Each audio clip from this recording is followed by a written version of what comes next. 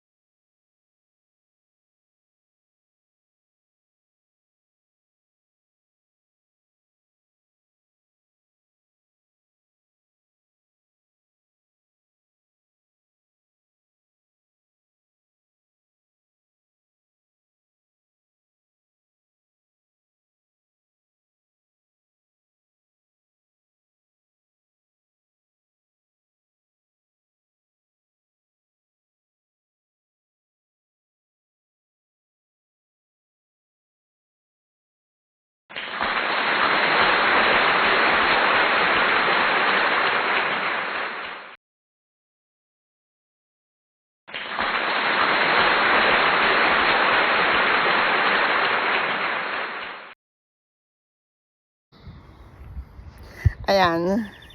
Ito yung aking garden. Ipapasyal ko kayo. Teka, paano ba to? Ayan. Sa mga dati nang sumusuporta sa Titaan. Ayan ang aking entrance. Ayan. Ayan. Makikita nyo yung malaking puno ng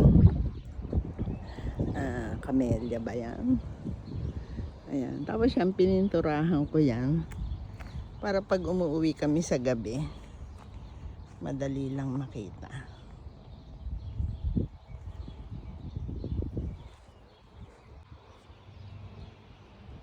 Ayan. Ayun yung aking kotse. Nakita nyo ba yung aking puno ng saging? Ayan. Ang dami kong puno ng avocado. Kasi binibenta ko yan. Ayan. Ipapasyal pa yan. Ayan. Shoutout tayo sa mga subscriber ng Anwood at saka ang mga members ng Miss Anwood 56 channel. Maraming salamat. Ayun, makikita nyo may mga elderly na nagchichikahan. Ayan, yan yung aking kapitbahay na mabait. Ayan, tignan nyo. Kasi natuyo na yung kanyang mga bulaklak. Ayan. Nabubuhay yan pagka may panahong namamatay siya. Tama, ang ganda ng bulaklak, diba? Para siyang rose. Ayan. Ayan yung aking mga tanim. Ayan yung ating lemon, pambenta. At saka ayun, avocado pa rin. Nabibili na. Nakakatuwa nga pag hinuhukay ng bumibili. Ayan.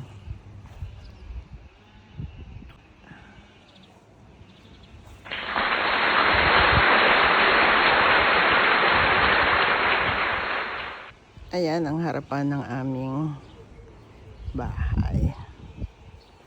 Makikita nyo May mga buko na yung ating mga rose. Ayan. Nag-repotting ako ng isang araw. Hindi ko na naipakita yan. Kita nyo, puro mga namumulaklak yan.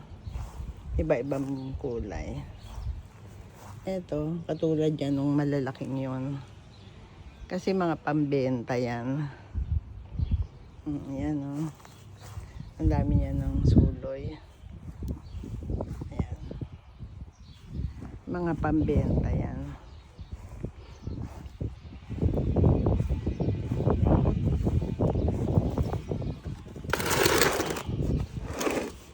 Yan, yan ang aking libang. Ito, maganda dahon yan.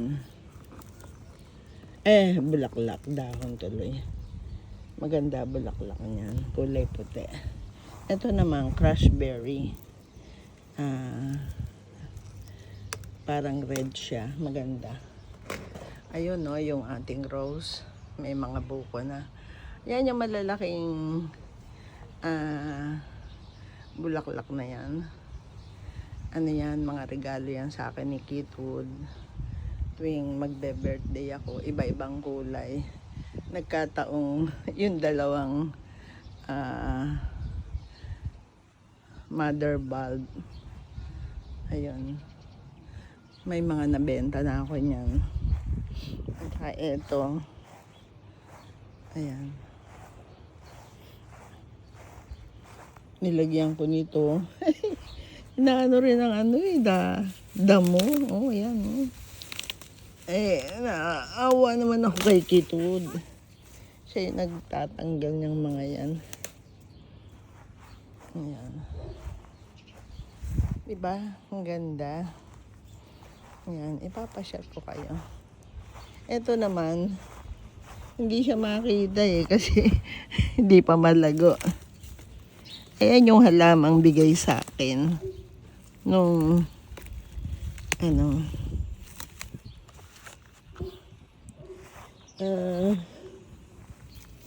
nag-award sa ano yan nung naging citizen ako dito sa New Zealand, parang giveaway. Ayan yung parang halaman na nagre-represent ng New Zealand. Ito naman pijowa yan, ang laki ng puno, marami siya mamunga. Ang pijowa, parang yan, sa Pinas, bayabas. Ayan, dami niyang bulaklak, oh. Pero mas masarap syempre yung bayabas natin. Dito, yung loob lang ang kinakain. Yung balat, tinatapon nila. Pero yan, gusto ko yan kasi pag nagsisigang ako ng bangos, masarap siya. Tapos maraming gulay. Ayan.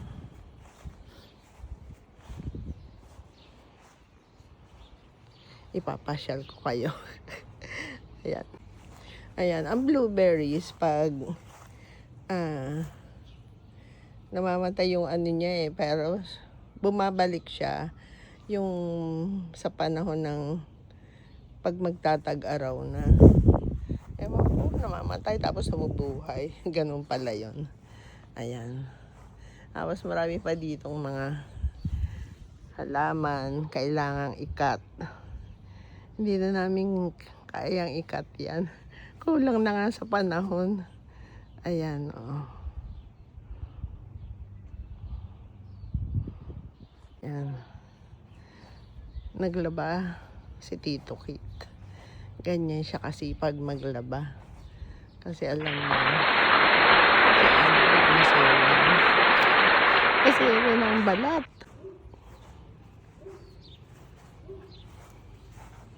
Punta tayo dito sa likuran. Darating na naman yung aming loan ng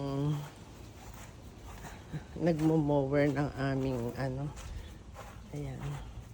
Ito yung aking mga gabi-gabi. O, diba?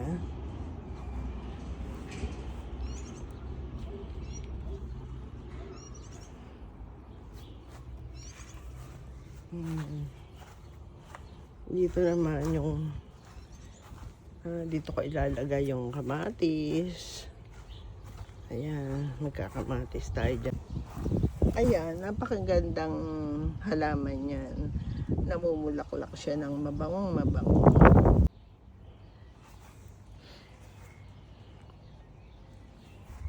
Ayan ang ating mga panbentang aloe vera. Ayan.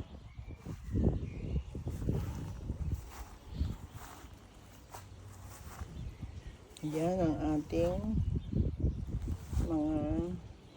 Ayan, no, kung nakikita nyo, may bagong tanim ako ng hydrangeas na crush berry ang kulay.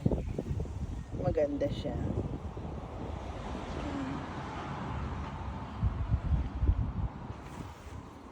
Ayan. Ito mga rose pa rin yan. At ang aking nalulungkot na papaya. Banana tree. Ayan, mabuhay ka para ayan. Buhay naman siya kasi may sumusuloy na mga dahon. Magbunga ka para ayan, alam na. Masarap kasi ang bulaklak niyan. Yun ang purpose ko niyan. Ito, nabubuhay na uli siya, oh. Ayan. Ito naman, ito yung talong ko na marami mamunga eh. Ewan ko lang kung mabubuhay pa siya. Kasi parang buhay pa naman yung kanyang ano, ewan lang. Tignan natin. Ayan.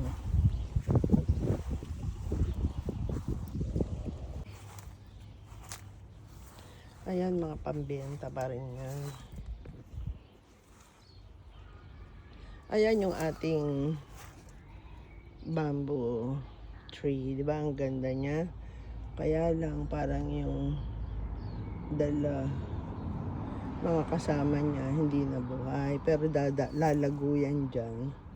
Padadamihin ko. Tsaka ko ililipat dun sa malaking lalagyan. Ayan. Diba, naalala nyo to? Pinagkakakitaan ko yan. Pinapadala yan sa Pinas. Ayan.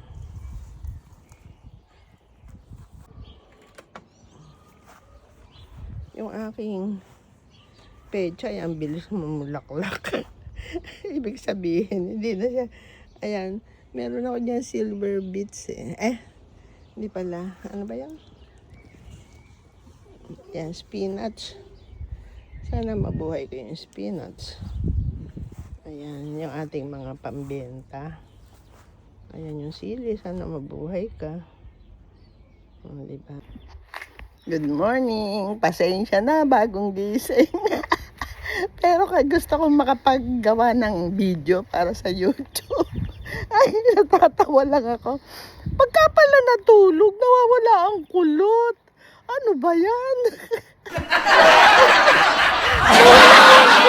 Tama pala yung sabi ng nanay ko. Huwag kang matulog pag bagong kulot.